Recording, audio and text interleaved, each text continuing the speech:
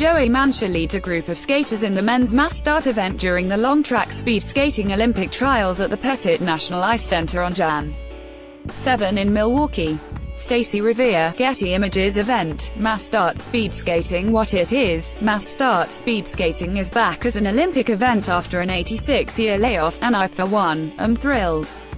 American skater Joey Mancha recently described it as NASCAR on ice, which is pretty accurate, given that mass start competitors eschew ice skates in favor of tiny stock cars they strap to their feet.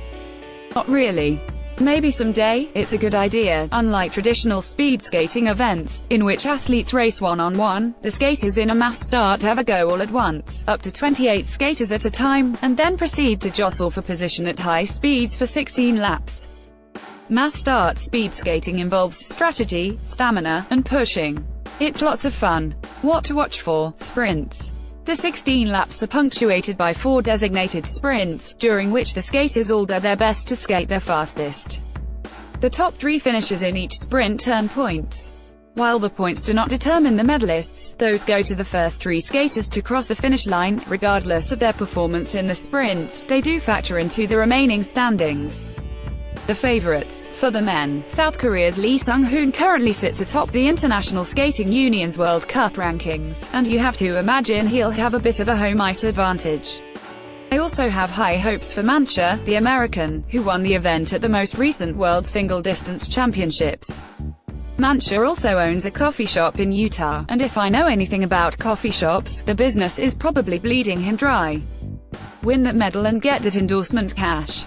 For the women, watch out for South Korea's Kim Bo-ryeom, a great skater who might nevertheless be a bit of a jerk, and Italy's Francesca Lollobrigida, who currently leads the World Cup rankings, and who is also a great niece of actress Gina Lollobrigida.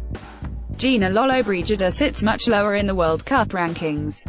The United States will be represented by 2-time Olympian Heather Bergsma and first-time Olympian Mia Manganiello, neither of which to my knowledge are burdened by owning a coffee shop. Would this event be better biathlonized? Well, the fact that this is a mass start event means that, in a sense, it has already been biathlonized. I see no need to biathlonize this event further, as mass start speed skating seems to be in a good place danger-wise, scary enough to be entertaining, probably not life-threatening. Why wasn't this event already in the Winter Olympics? It was a long time ago. At the 1932 Lake Placid Games, all the speed skating events were contested under North American rules. Among other things, this meant every event would be a mass start event. I suspect the organizers did this to increase the North American skaters' chances of winning, given that European skaters weren't used to skating under these rules. Ploy worked. The Americans and Canadians dominated the podium that year, and I can only assume the Europeans were so resentful that they vowed to keep mass start skating out of the Olympics for exactly 86 years. Should this event be in the Winter Olympics? Absolutely. This should be one of the most fun events of the entire Games.